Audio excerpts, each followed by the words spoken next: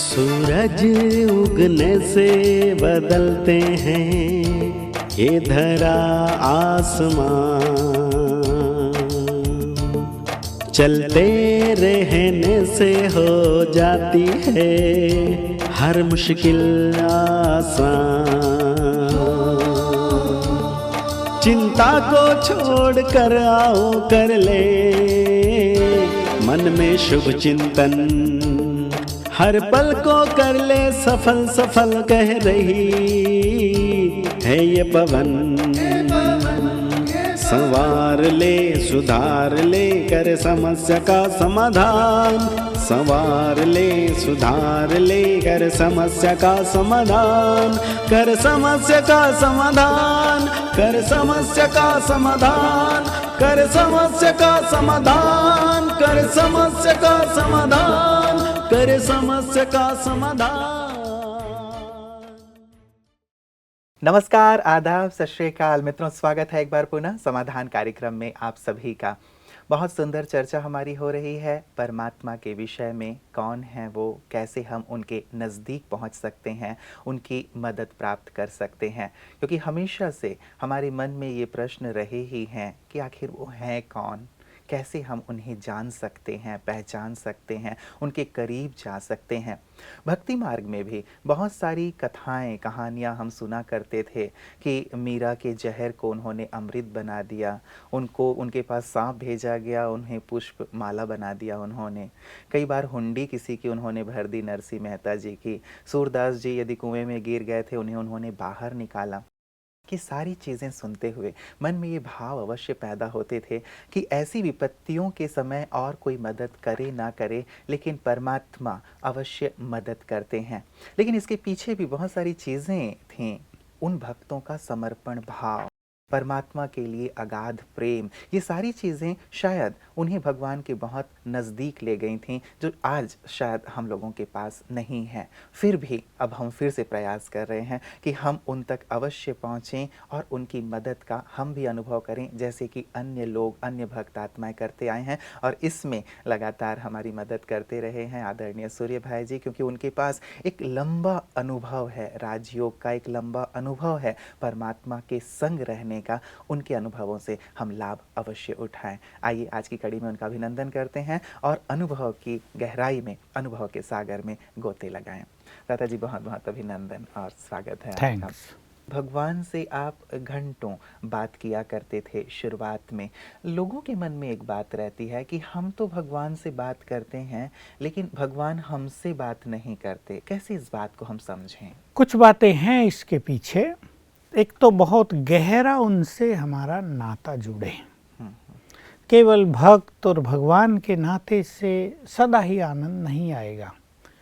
वो हमारा है, परम पिता है, परम शिक्षक है, परम सद्गुरु है, हमारा खुदा दोस्त है, हमारा प्रियतम है। हम उसको अपना बच्चा बना सकते हैं, वो हमारी माँ भी है। तो एक कोई भी एक गहरा नाता उससे जुड़े। मैं जब माताओं को अपने छोटे बच्चों से बात करते देखता हूँ, बच्चे छोटे हैं 2 साल के, वो कुछ बोल नहीं रहे, लेकिन माँ उससे बात कर रही है, प्यार कर रही है, और बिल्कुल ऐसी बात हो रही जैसे वो उनकी समझ रहा है, वो उनकी समझ रही है। तो देखिए, वन साइडेड तो नहीं होता। एक दूसरे की भावनाओं को और भाषा को वाइब्रेशंस के माध्यम से समझा जा रहा है। तो एक तो परमात्मा से गहरा, बहुत लवफुल नाता जोड़ने की जरूरत है, जिसमें हमें वो बिल्कुल अपना लगे। हमें ये हो जाए कि हमें कुछ भी कहना है तो उसे कहना है। जैसे हम यहाँ जिससे हमारा गहरा नाता हो, तो कोई बात होगी फटाफट उसे फ़ोन करेंगे, हमारा भी उससे बहुत गहरा नाता हो जाए। दूसरी बातें हमेशा जब खुले दिल की होंगी, वो तब जब दो जो बात कर रहे हैं उनमें समानता हो। एक प्राइम मिनिस्टर हो, दूसरा उसका ड्राइवर या कोई और ड्राइवर, दोनों की बात बहुत खुली नहीं हो सकती। काम की बात करेंगे वो अलग चीज़ है कि प्राइम मिनिस्टर ड्राइवर को कहोगे इधर ले चलना, वहाँ चलना, रोकना। लेकिन जो असली बात है, जिससे दिल गदगद हो जाए, जिससे मन आनंद विभोर हो जाए, वो समानता में होती लेकिन है। यहाँ तो समानता है नहीं ना भ्राता हाँ। जी, वो तो इतने ऊंचे और हम कहाँ नीच पापी इस सदियों से कहते इसको आए हमें हैं। ठीक करना होता है। तीसरी बात लेकर फिर मैं इस पर आऊँगा तीसरी जो बहुत गुह्य बात है, एक बहुत सुंदर स्लोगन उनके द्वारा ही दिया गया कि जब तुम संपूर्ण वाइसलेस बनते हो, संपूर्ण निर्विकारी, मन में कोई दबाव नहीं, कोई मन के ऊपर लेयर नहीं, कोई मैल चढ़ा हुआ नहीं, कोई दुर्भावनाएं नहीं, कोई काम क्रोध अहंकार नहीं, तब तुम मुझसे वायरलेस की तरह बात कर सकते हो। आजकल तो फ़ोन भी वायरलेस ही हैं, बीच में कोई वायर तो है नहीं, लेकिन तब वायरलेस होते थे, मिलिट्री के पास, पुलिस के पास, अब भी होते हैं। उस तरह तुम बात कर सकते हो मुझे, यानी सीधी बात हो सकती है। तो हमारी बात उनसे हो, उनका रिस्पॉन्स हमें मिले और वो बात बड़ी आनंदकारी हो, इसके लिए आवश्यकता होती है बहुत बड़ी निर्विकारी स्थिति की। यही समान स्थिति है। भगवान भी संपूर्ण निर्विकारी है और हम भी निर्विकारी बन जाते हैं, तो एक समानता प्रारंभ हो जाती है। ठीक है, उसके बिल्कुल जैसे बनना वो अंतिम बात है, बहुत लंबी साधना है उसके लिए करनी है, लेकिन उसकी एक शुरुआत हम निर्विकारी जीवन अपनाकर कर लेते हैं।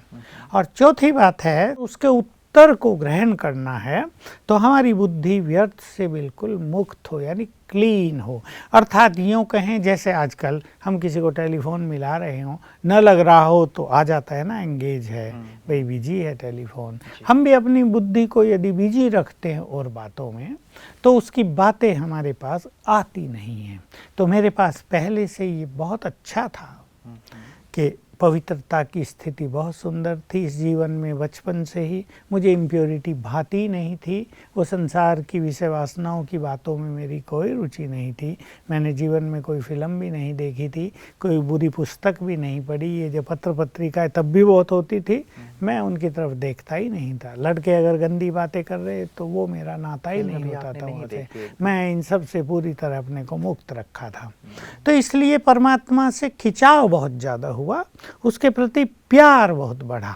प्यार बढ़ने का एक और कारण था कि हम उसके कार्य में लग गए, हम समर्पित हो गए। तो उसके कार्य में लगने से उसकी ओर से प्यार की गुड फीलिंग आने लगी, उसकी ओर से मदद की फीलिंग होने लगी, और ऐसा लगने लगा कि जो कुछ वो हमसे कराना चाहता है उसके लिए शक्तियाँ और योग्यताएं भी वो दे रहा है। तो जैसे उसको हमारी ज़रूरत है, वो अपने महान कार्य कराने के लिए उसने हमें चुना है और हमें योग्यता भी दे रहा है। उसमें मेरा सबसे सुंदर और प्रथम जो अनुभव था वो 69 अप्रैल का है, जिसमें मुझे उनसे योगी भव का वरदान मिला। राजयोग एक ऐसा सब्जेक्ट है जो है तो बहुत इजी, परंतु बिना अभ्यास के ये बहुत कठिन हो जाता है। मन एक ऐसी चीज़ है जो इतना भटकता है मनुष्य का कि जो कुछ वो देखेगा उस पर वो चलता रहेगा। अनावश्यक रूप से भी मन सारा दिन चलता रहता है इधर उधर। अगर हम अपने से पूछें कि हम क्या सोच रहे हैं, जो हम सोच रहे हैं क्या उसकी ज़रूरत है, तो हर बार उत्तर मिलेगा नहीं, तुम बेकार सोच रहे हो। तो ऐसी मन की स्थिति थी और मैंने उसको समझ लिया था कि ये मन अननेसेसरीली जहाँ वहाँ घूमता है और बिना मतलब के कुछ भी सोचता है, उससे योग अभ्यास में सफलता नहीं होती। तो ऐसा ही एक समय आया, आबू में म्यूजियम बना, उसमें हम सेवारत थे। ओपनिंग हुई, बाबा आए, अव्यक्त बाबा आते तो हम भी सामने बैठे क्योंकि हम वहाँ सेवा में थे। तो बस बाबा की एक बहुत अच्छी दृष्टि मिली, 2-4 महावाक्य मिले और वहाँ से मुझे योगी भव का वरदान दे दिया बाबा ने। और उस दिन से मेरा योग का जो अभ्यास था तीव्र गति से ऊपर की ओर चलने लगा। उसमें जो असफलता होती थी, अप्स एंड डाउन्स होते थे, मन में निराशा और खिन्नता आती थी, कभी योग 4 घंटे है, कभी 5 घंटे है, तो कभी आधा घंटा ही है, तो वो सब समाप्त हो गई। ये बहुत ज़्यादा परमात्मा ब्लेसिंग्स या उसका प्यार या ऐसा कहे वो हम पे राजी हो गया था, मैं तो ये कहता हूँ। तो इससे मेरा बहुत प्यार हो गया उनसे, क्योंकि मेरी इच्छा थी श्रेष्ठ योगी बनने की और वो मेरे से नहीं हो पा रहा था। हालांकि मेरी बुद्धि बहुत पवित्र थी, लेकिन पवित्र बुद्धि के भटकने के भी कई मार्ग हैं कि हम दूसरों को देखने लगें, दूसरों के अवगुण देखने लगें, दूसरों का चिंतन करने लगें, हमें कुछ इच्छाएं होने लगे छोटी छोटी, उनमें मन भटक जाता है। तो इससे मेरे मन में उनके लिए बहुत प्यार हो गया और इस प्यार ने मुझे फिर से योगी बनाने में बहुत बड़ा काम किया। और मैंने एक शुरुआत की कि मैं उनको सच्चे मन से धन्यवाद देने लगा, उनकी शुक्रिया अदा करने लगा और इससे उनसे बात करने का सुख बढ़ने लगा। बहुत सुंदर। ये लता जी, हुआ। दो चीजें, एक बात तो जैसे आपने कही, जो बात से हमने शुरुआत की थी कि भगवान से जब हम बातें करें तो कैसे स्पष्ट रूप से आभास हो कि हाँ वो भी मुझसे बात कर रहे हैं। बहुत सुंदर वॉइसलेस स्थिति चाहिए, मन व्यर्थ से बिल्कुल मुक्त चाहिए। यदि फ़ोन ही एंगेज है तो हम कैसे रिसीव करेंगे। लेकिन आज के दौर में, चलिए आपने कोई मूवी नहीं देखी, पत्र पत्रिकाएं नहीं पढ़ी, टेलीविज़न तो उस ज़माने में था ही नहीं, लेकिन आज ये सब चीज़ें हैं, इन सब चीज़ों के बीच व्यक्ति है, अब कैसे वो बातें करे, कैसे रिसीव करे? क्या यहाँ कठिनाई आपको प्रतीत नहीं होती? नहीं, यहाँ तो कठिनाई निश्चित रूप से है, लेकिन हमारे पास आने वाले लाखों लोगों में से, आज भी युवकों में से भी, मैं ये कहूँगा 1000 युवक में चाहे 5 ही वो हैं, पर ऐसे 5 युवक हैं जो इसी तरह अपने परमपिता से बहुत सुंदर कनेक्शन बनाए हुए हैं। उनकी मदद का हर फील्ड में उन्हें आभास होता है, जिन्होंने प्योरिटी की प्रतिज्ञा कर ली है और बहुत सुंदर रूप से उसका पालन कर रहे हैं, और जो महसूस करते हैं कि वो अपने जीवन में हर तरह से पूरी तरह संतुष्ट हैं, उन्हें ईश्वरीय सुख आभास हो रहा है। तो ये बहुत बड़ी चीज़ है कि परमात्मा मिलन के बाद निरंतर हमें उसका ईश्वरीय सुख भासता रहे, उसकी भासना आती रहे, ये बहुत सुंदर मतलब ये संभव है, बिल्कुल किया जा सकता तो है। उसमें क्या करना चाहिए, मैं वो एक विधि अपने सभी दर्शकों के सामने रख लेता हूँ। लेकिन जैसा मैंने कहा, मनुष्य को बहुत अंतर्मुखी होना चाहिए, उसको व्यर्थ से मुक्त अपने को रखना पड़ेगा। छोटी चीज़ तो नहीं है ना कि हम भगवान से बातें करें, जी, उससे हमारा टेलीफोन जुड़ जाए और वो भी हमसे हाँ, बातें वो करे। भी हमसे बातें करे, उसकी हमें मदद मिलने लगे और बिल्कुल क्लियर आभास होने लगे कि वो हमारा है और वो हमारे साथ है। और जब भगवान साथ दे रहा है तो हमें डरने की कोई बात नहीं है। जब भगवान हमारा साथी बना है तो हम निश्चिंत हो गए हैं, हमारी अनेक चीज़ें वो ठीक करेगा, इसका बहुत ज़्यादा आभास हो जाता है। तो क्या करना चाहिए, जो हम करते हैं अब, कि हम अपने को फील करेंगे सूक्ष्म लोक में। 3 लोक हैं, सबसे ऊपर ब्रह्मलोक, बीच में सूक्ष्म लोक फरिश्तों का, और ये संसार साकार लोक, स्थूल लोक, मनुष्य लोक। तो हम अपने को मन बुद्धि से ले चलेंगे आकाश के ऊपर सूक्ष्म लोक में, बिल्कुल फील करेंगे मैं वहाँ हूँ। और ये सूक्ष्म लोक है अब भगवान का प्लेटफॉर्म काम करने का। वो अधिक समय ब्रह्मलोक में न रहकर, ऐसा कहें सूक्ष्म लोक में कार्यरत हैं। उनके लिए आना जाना तो सिंपल बात है, लेकिन वो अपना कार्य सूक्ष्म वतन से करते हैं। तो हम अपने को वहाँ फील करेंगे, सामने शिव बाबा ब्रह्मातन में हैं, इसको विजुअलाइज करेंगे और बहुत अच्छी तरह विजुअलाइज करेंगे और देखेंगे कि बाबा हमें दृष्टि दे रहे हैं। यहाँ से हम शुरू करेंगे।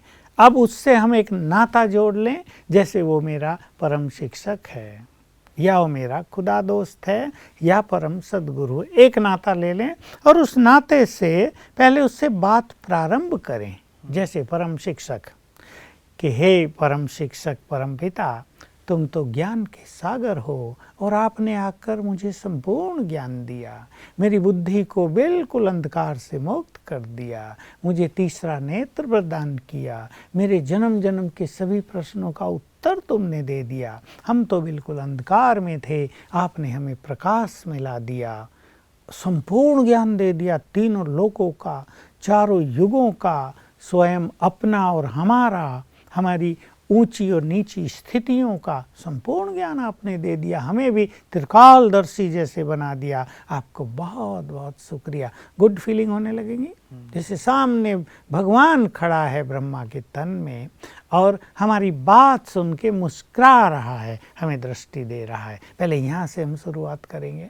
रही बात उसके रेस्पॉन्स आने की, इसमें उसके रेस्पॉन्स की कोई बात नहीं है। रेस्पॉन्स की हमें वहाँ ज़रूरत पड़ती है जहाँ हम कोई समस्या उनके सामने रखते हैं। मूल बात ही हाँ, अभी इसमें ये है, हमारे मन में बहुत सारे विचार उठते रहते हैं, तो हम उनसे बात करेंगे और वो हमारे मन में चलता भी रहेगा, तो डबल माइंड हो गया हमारा। इसलिए उनकी बातों को हम कैच नहीं कर पाते।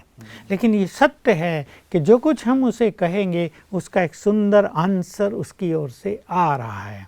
अगर हम अपनी बातों को हटा लें, मैं सोचता रहता हूँ मुझे यहाँ जाना चाहिए या नहीं जाना चाहिए, जाऊँ तो अच्छा होगा, फिर कभी सोचता हूँ अरे नहीं जाएं, वहाँ ये काम बिगड़ जाए। फिर हम शिव बाबा से पूछते हैं मैं वहाँ जाऊँ, पहले मन भी बनाया हुआ न जाऊँ।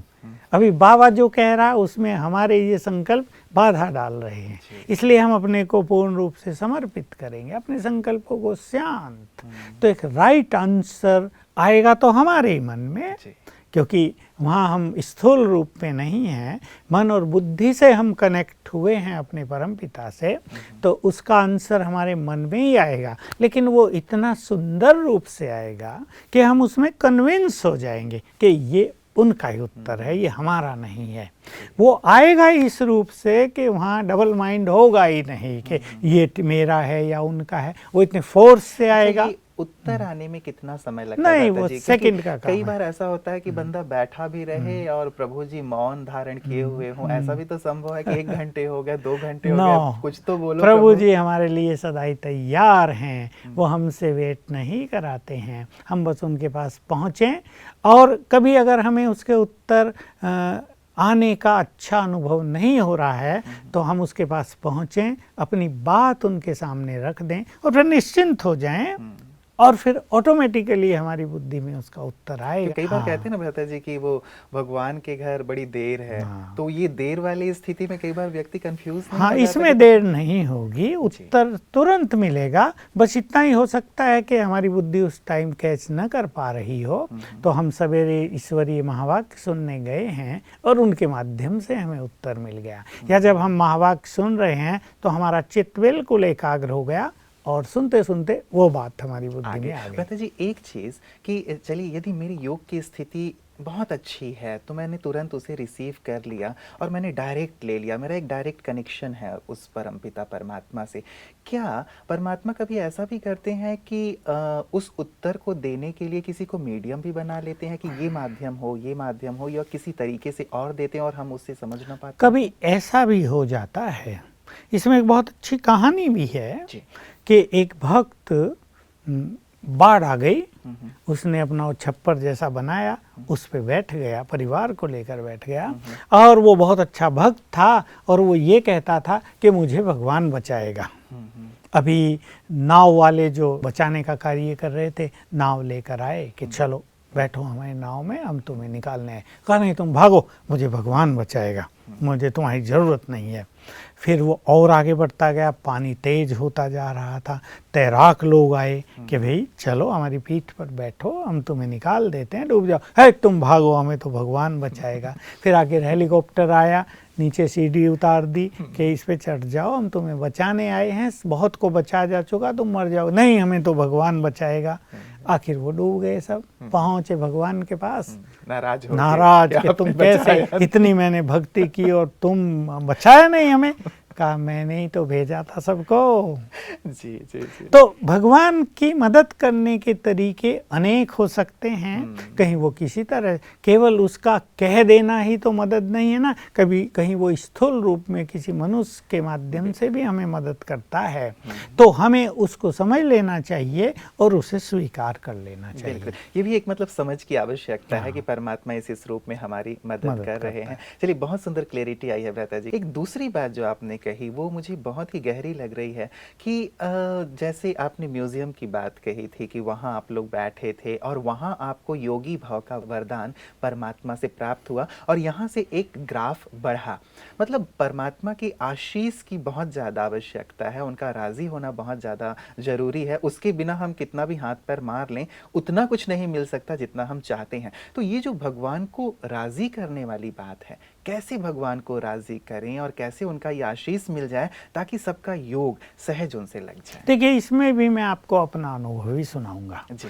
और भगवान क्योंकि संसार को स्वर्ग बनाने आया है और उसने हम में से अनेकों को चुन लिया अपने महान कार्यों के लिए। कोई एक व्यक्ति फैक्ट्री भी तैयार करता है, मान लो उसे 500 एम्प्लॉय चाहिए, उसमें से 20 इंजीनियर चाहिए, 20 मैनेजर्स चाहिए, 2-3 को जनरल मैनेजर बनाना, एक को एमडी बनाना है, बाकी उसे 400 वर्कर्स भी चाहिए जो काम करेंगे स्थूल रूप से हर मशीन के साथ जो काम करेंगे, तो वो सेलेक्ट करता है ना। अब भगवान को भी संसार को स्वर्ग बनाना है तो उसने भी अपनी एक टीम सेलेक्ट कर ली है बहुत सुंदर, जो उसके योग्य थे। उसमें हम भी हैं और हमको तब सेलेक्ट कर लिया गया जब बहुत कम लोग उसके पास थे, बहुत छोटे भी थे। हम बहुत छोटे थे, यंग की उसको ज़रूरत थी। तो मेरी तो ज़रूरत थी उसको एक विशेष जगह पर जो ईश्वरीय महावाक्यों में आता रहता है। तो भोलेनाथ का जो भंडारा था उसमें योग युक्त भोजन बने, ऐसी बाबा की श्रेष्ठ इच्छा थी। अब वो सबसे हो नहीं रहा था तो उसके लिए वो अवसर मुझे दिया गया और जैसा मैंने कहा मुझे साथ साथ वरदान भी दिया। तो मैंने बहुत अच्छा योग युक्त होकर भोजन बनाया। मुझे भोजन बनाना आता नहीं था, मुझे सिखाया गया और मैंने बनाया, भोजन सीख लिया। मैंने उसको बहुत एंजॉय किया। मैं ये नहीं सोचता था मैं भोजन क्यों बनाऊं, नहीं, हमें बाबा ने चुन लिया है और जो सेवा वो हमसे लेगा वही कल्याणकारी होगी। तो मैंने ये महसूस किया था कि भगवान मुझसे राजी हो गया है और जब वो प्रसन्न है तो ये तो शुरुआत थी कि उसने योगी भव का वरदान दिया, लेकिन उसका जो कार्य हमने सच्चे मन से किया, निष्काम भाव से किया, अपने सब बड़ों को निश्चिंत कर दिया उस कार्य से। किसी को उस कार्य के लिए सोचना नहीं पड़ा कि आज 200 लोग आ रहे हैं उनका भोजन कैसे बनेगा, आज 500 आ रहे हैं उनका भोजन कैसे बनेगा, आज 10,000 आ रहे क्या होगा, कैसे किया जाए, आज 25,000 आ गए कैसे किया गया। तो हमने उसको एक ऐसी जिम्मेदारी से निष्काम भाव से पूर्ण किया। मुझे ये बिल्कुल अच्छा आभास होता था। तो भगवान राजी हो गया और राजी होकर उसने और बहुत सारे वरदान दिए।